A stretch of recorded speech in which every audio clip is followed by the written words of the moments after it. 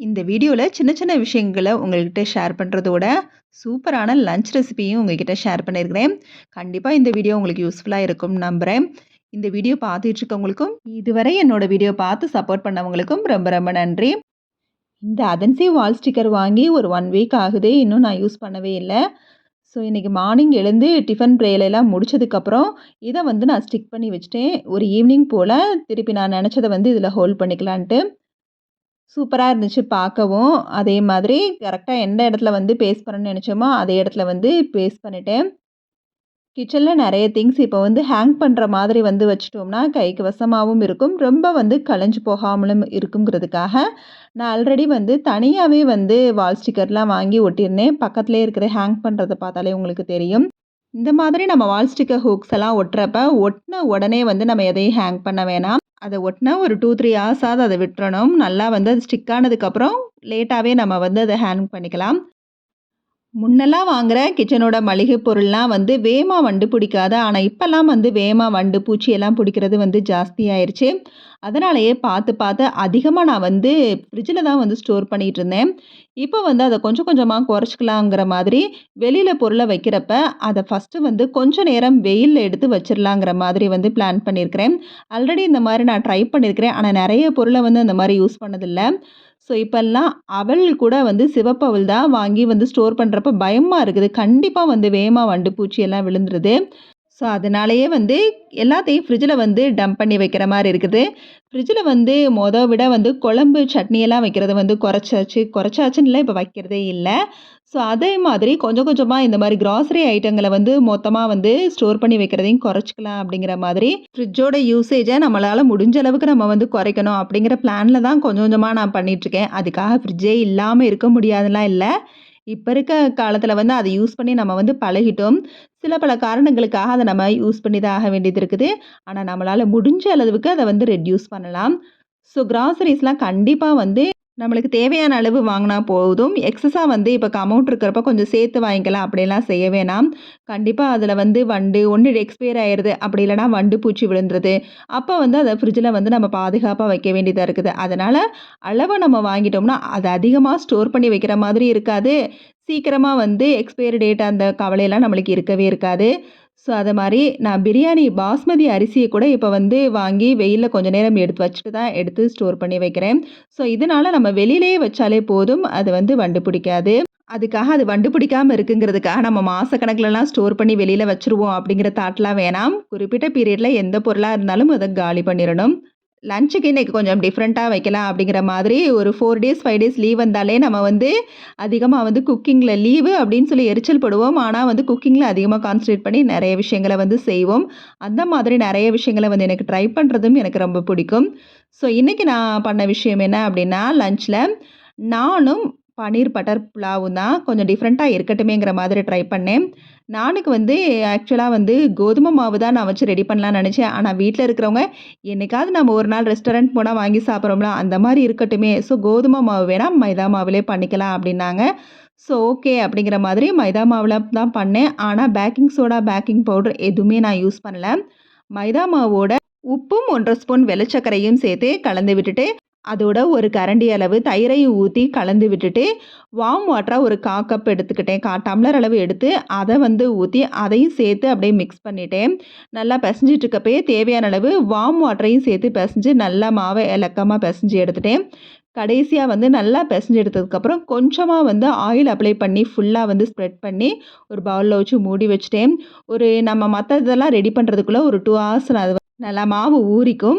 அதுக்கு இடையில நான் வந்து பண்ண விஷயம் வந்து பன்னீர் பட்டர் குருமா தான். எப்பவும் போல நான் வைக்கிற ரெஸ்டாரண்ட் ஸ்டைல் பட்டர் பன்னீர் மசாலாவே வச்சுட்டேன். அதுக்கப்புறம் ஃப்ரெஷ்ஷா வாங்கின பச்சை பட்டாணி இருந்துச்சு. அத வச்சு புலாவ் ரெடி பண்ணலாம் அப்படின்னு சொல்லி பாஸ்மதி அரிசியும் ஊற வச்சாச்சு. இது ரொம்பவே சிம்பிளா குக் பண்ணிடலாம். ரொம்பவே சிம்பிளான லஞ்ச் பாக்ஸ் ரெசிபி தான் இது.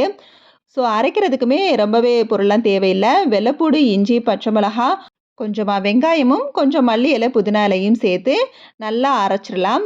ஒரு குக்கர்ல கொஞ்சமா நல்லெண்ணெயும், நெய்யும் விட்டு, சோம்பு, முந்திரி பருப்பு, ஒரு ஏலக்காய், பட்டை, கிராம்பு, அன்னாச்சி பூ, பிரியாணி இலை இதெல்லாம் போட்டு நல்லா தாளிச்சு விட்டுட்டு, நீல வாக்குல கட் பண்ண பெரிய வெங்காயத்தை அதோடு சேர்த்து வதக்கி விட்டுட்டு, நம்ம அரைச்ச பேஸ்ட் அதோடு சேர்த்து கொஞ்சமா மஞ்சள் தூள், கரம் மசாலா தூள் போட்டு நல்லா வதக்கி விட்டுட்டு, லைட்டா பச்சை வாசனை போனதுக்கப்புறம் பச்சை பட்டாணியை அதோடு சேர்த்து கொஞ்சமா உப்பு போட்டு நல்லா கலந்து விட்டு, நல்லா ஒரு 5 நிமிஷம் போல அந்த எண்ணெயிலேயே வதங்கட்டும். அதுக்கப்புறமா ஊற வச்ச அரிசிய நல்லா தண்ணி வடிச்சுட்டு, அதோட சேர்த்து நல்லா வதக்கி விட்டுட்டு, அதுக்கப்புறம் நம்ம அளந்து வச்ச தண்ணி ஊத்துனோம்னா, அரிசி ஒண்ணோட ஒண்ணு ஒட்டாது. இந்த ரைஸுக்கு மட்டும் இல்ல, எந்த ரைஸா இருந்தாலும் நம்ம ஃபர்ஸ்ட்டு அரிசிய சேர்த்து நல்லா வதக்கி விட்டுட்டு, அப்புறம் அளந்து வச்ச தண்ணி ஊத்திட்டோம்னா, சாதம் வந்து ஒண்ணோடு ஒண்ணு ஒட்டாம, குழையாம நல்லா கரெக்ட்டான பதத்துல வெந்து வரும். ஸோ அளந்து வச்ச தண்ணியை ஊத்தி தேவையான அளவு உப்பு போட்டு நல்லா கொதி வந்ததுக்கப்புறம் மூடி வச்சு மீடியம் ஃப்ளேமில் வச்சு 2 சவுண்டு விட்டோம்னா சூப்பரான பட்டாணி புலாவ் ரெடி ஆயிருச்சு. அதுக்கு சைட் டிஷ்ஷாக உருளைக்கிழங்கு தான் ரெடி பண்ணுறேன். உருளைக்கிழங்கு ரொம்பவே சட்டுன்னு ரெடி பண்ணிடலாம். உருளைக்கிழங்க ஒரே மாதிரி சைஸில் வந்து நம்ம வந்து கட் பண்ணி வச்சுட்டு, இப்போ ஒரு பேனில் எண்ணெய் ஊற்றி சோம்பை நல்லா க்ரஷ் பண்ணி போட்டு ஒரே ஒரு வெள்ளைப்பூடு நான் சேர்த்துருக்கிறேன். நம்மள அதிகமான உருளைக்கிழங்கா இருந்தால் 2, 3 வெள்ளைப்பூடு கூட சேர்க்கலாம். அதையும் சேர்த்து நல்லா தாளித்து விட்டுட்டு தேவைப்பட்டா வெங்காயம் கூட கட் பண்ணி சேர்த்து வதக்கி விட்டுட்டு அப்புறமா வந்து உருளைக்கிழங்கு சேர்க்கலாம். நான் உருளைக்கிழங்கு சேர்க்குறப்ப வெங்காயம்லாம் சேர்க்கல. வெறும் உருளைக்கிழங்கு மட்டும் அப்படியே சேர்த்து அதோட ஒரு 2 நிமிஷம் நல்லா வதங்க விட்டுட்டு அப்புறம் வந்து நம்ம உப்பு சேர்த்து ஒரு 2 நிமிஷம் போல் மூடி வச்சே நம்ம வந்து குக் பண்ணலாம். தண்ணியெல்லாம் எதுவுமே ஊற்ற தேவையில்லை. திரும்பவும் மூடி வச்சு குக் பண்ணதுக்கப்புறம் ஒரு 3/4 பதம் வெந்ததுக்கப்புறம் நம்ம தேவையான மசாலாலாம் ஆட் பண்ணிக்கலாம். மிளகாய்த்தூள், மஞ்சள் தூள், மல்லித்தூள், கரம் மசாலா சேர்த்து நல்லா வந்து வதக்கி விட்டுட்டு அப்புறம் வந்து மூடி வச்சுட்டு நல்லா ஒரு 2 நிமிஷம் நல்லா கிறிஸ்பியாக வர்ற வரைக்கும் வேக வச்சுட்டு கடைசியாக எடுத்து கொஞ்சமாக வந்து கருவேப்பிலையும் தூவி விட்டு அதையும் ஒரு 2 நிமிஷம் மூடி போட்டு மூடி வச்சுட்டு கடைசியாக இறக்குறப்ப மிளகுத்தூள் சேர்த்து இறக்கலாம். சூப்பராக குழந்தைங்களுக்குலாம் இது ரொம்பவே பிடிக்கும். சூப்பரான பட்டாணி புலாவுக்கு சைட் டிஷ்ஷாக உருளைக்கிழங்கு மசாலும் அதோட பச்சடியும் ரெடி ஆயிடுச்சு. இப்போ நானையும் போட்டு எடுத்துட்டோம்னா லஞ்சை வந்து சூப்பராக கம்ப்ளீட் பண்ணிடலாம். நானுக்கு தேய்க்கிறப்ப இந்த அளவுக்கு கொஞ்சம் வந்து திக்காக இருக்கணும். ரொம்பவும் திக்காக இருக்கக்கூடாது. கொஞ்சம் வந்து திக்காக இருக்கணும். நான் எல்லாத்தையுமே வந்து தேய்ச்சி வச்சுட்டேன். இப்போ எல்லாத்தையுமே வந்து தனித்தனியாக எடுத்து வச்சுட்டேன். இப்போ நான் இதை இரும்பு பேனில் தான் போட்டு எடுக்க போகிறேன். நம்ம போடுறதுக்கு முன்னாடி எப்போவுமே வந்து நான் போடுறதுக்கு முன்னாடி லைட்டாக வந்து தண்ணியை வந்து இது நான் தண்ணி தான் ஊற்றுறேன், ஆயில் கிடையாது. தண்ணியை நல்லா சுற்றி அப்ளை பண்ணிவிட்டு அப்புறமா நம்ம அந்த பேனில் வந்து போட்டால் தான் அது நல்லா பேனில் வந்து ஒட்டிக்கும். அப்புறம் நம்ம திருப்பி வந்து சுற்றெடுக்கிறதுக்கு கரெக்டாக இருக்கும்.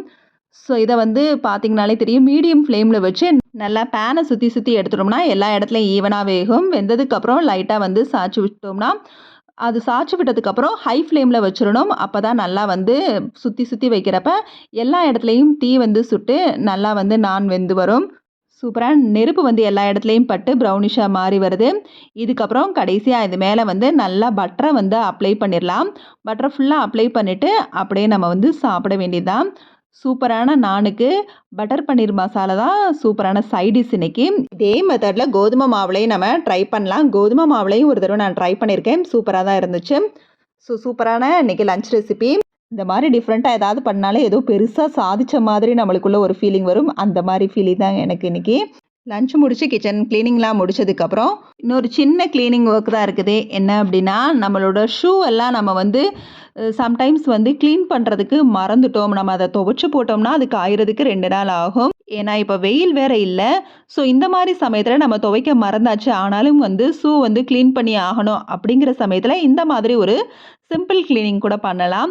நான் பண்ணுற சிம்பிள் க்ளீனிங் என்ன அப்படின்னா கொஞ்சமாக ஒரு 2 ட்ராப் அளவு வந்து வாட்டர் விட்டுட்டேன். அதோட கொஞ்சம் லைசாலும் க்ளோஸ்அப் டூத் பேஸ்ட்டையும் கலந்து நல்லா மிக்ஸ் பண்ணி விட்டுட்டு இப்போ இந்த ஷூவில் வந்து இந்த ப்ரஷ்ஷால் வந்து அப்ளை பண்ண போகிறேன். பார்த்தீங்கன்னா தெரியும் ஷூ வந்து ரொம்ப அழுக்காக இருக்குது. வீடியோவில் எந்த அளவுக்கு அழுக்கு தெரியுதுன்னு எனக்கு தெரியலை. ஸோ பார்த்தீங்கன்னா இதை வச்சு நல்லா வந்து இப்படி தேய்ச்சி எடுத்துட்டோம்னா நம்ம வெளியிலே தான் ஃபுல்லாக வந்து க்ளீன் பண்ண போகிறோம். உள்ளேயும் வந்து இதே மெத்தடில் வந்து நம்ம க்ளீன் பண்ணி லைட்டாக வந்து ஈரத்துணியை வச்சு தொடச்சி எடுக்கலாம். ஸோ இது வந்து எனக்கு உள்ளே வந்து அந்தளவுக்கு வந்து அழுக்கு இல்லை, வெளியில் தான் நிறைய தெரியுது. ஸோ அதனால் வந்து சிம்பிள் க்ளீனிங்காக இன்றைக்கி வந்து பண்ணிட்டேன். ஸோ இதுதான் மறுநாள் டக்குன்னு வந்து வியர் பண்ணிட்டு போகிற மாதிரி இருக்கும். ஸோ அதுக்காக வந்து இந்த மாதிரி சிம்பிள் க்ளீனிங் பண்ணுறேன். இதுவே நம்மளுக்கு நல்லா வந்து ஒரு பளிச்சுன்னு லுக் கொடுக்கும். ஸோ நல்லா வந்து நம்ம ஸ்க்ரப் பண்ணி எடுத்துகிட்டு ஈர துணியால் வந்து தொடச்சி எடுத்துட்டோம்னா பளிச்சுன்னு லுக் தெரியும். ஃபஸ்ட்டுக்கும் இப்போயும் உங்களுக்கு டிஃப்ரென்ஸ் நல்லாவே தெரியும்னு நினைக்கிறேன். இது வந்து க்ளீன் பண்ண ஷூ, இது வந்து க்ளீன் பண்ணாத ஷூ. இது பார்த்தீங்கன்னா நல்லா வந்து டிஃப்ரென்ஸ் தெரியும். ஸோ எப்போவாவது உங்களுக்கு சிம்பிள் க்ளீனிங்காக இருக்கணும்னா இந்த மாதிரி கூட ட்ரை பண்ணி பாருங்கள். இல்லை இதை விட பெட்டரான ஐடியா இருக்குது, இதை விட அது சூப்பராக க்ளீன் ஆகும்னா கண்டிப்பாக அதை வந்து கமெண்ட்டில் சொல்லுங்கள். எனக்கு மட்டும் இல்லை, இன்னும் நிறைய பேருக்கு அது வந்து யூஸ் ஆகும். நல்லா ஈர துணியை வச்சு துடைக்கிறப்ப ஒரு 2-3 டைம்ஸ் வந்து தொடச்சி எடுத்துருங்க. இது வந்து ரொம்ப நேரம் நம்ம உட்காந்து காய வைக்கணுங்கிறது தேவையில்லை. டக்குன்னு வந்து க்ளீன் ஆயிரும், காஞ்சும் போயிடும். ஃபுல் அண்ட் ஃபுல் ஒயிட்டாக இருந்தால் கூட இந்த மாதிரி மெத்தடில் ட்ரை பண்ணலாம். மார்னிங் கிச்சனில் ஒட்டின வால் ஸ்டிக்கர் வந்து நல்லாவே ஸ்டிக்காக இருக்குது. இப்போ இந்த இடத்துல வந்து நான் ஹேங் பண்ண போகிறது டீ கப்ஸ் தான். இது அங்கங்கே கீழே வைக்கிறதுக்கு பயமாகவும் இருக்குது. இப்படி ஹேங் பண்ணுறப்ப ரொம்பவே நீட்டாகவும் ஆர்கனைஸ்டாகவும் தெரியுது. இந்த ஸ்டிக்கர் பட்ஜெட் ஃப்ரெண்ட்லியாகவும் இருந்துச்சு. இதோட இந்த விலாக் முடியுது. இந்த வீடியோவில் ஏதாவது நிறை குறை இருந்தால் கண்டிப்பாக கமெண்ட்டில் சொல்லுங்கள். வீடியோ பிடிச்சிருந்துச்சுன்னா கண்டிப்பாக லைக் பண்ணி ஷேர் பண்ணி மறக்காமல் நம்ம சேனலையும் சப்ஸ்கிரைப் பண்ணுங்கள். பாய்.